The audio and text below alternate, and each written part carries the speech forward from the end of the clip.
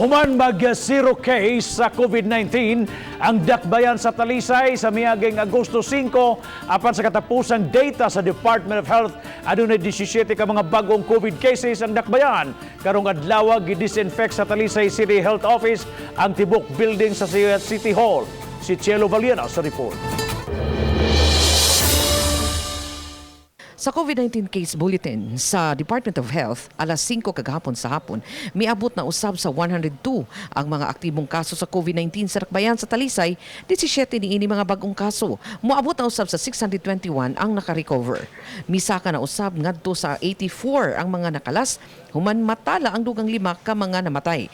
Misaka na usab ngadto sa 807 sa mga confirmed cases gikan sa 790 sa miaging mga adlaw.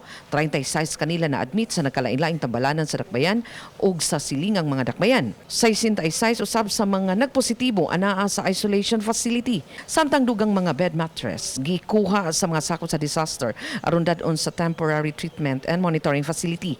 Ganihang buntag gipahigayon usab ang disinfection sa tibuok Talisay City Hall. Si Joel Cesar sa Emergency Operations Center sa Talisay City Disaster mi-disinfect sa mga dokumento sa City Engineering Office gamit ang UV germicidal light bulb.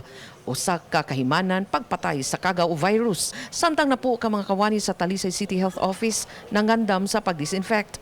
Una lang gidisinfect ang mga buhatan sa konseho o sa Vice Mayor. Laing gisangunan sa pagdisinfect sa hallway samtang lain usab sa tagsatag sa kabuhatan.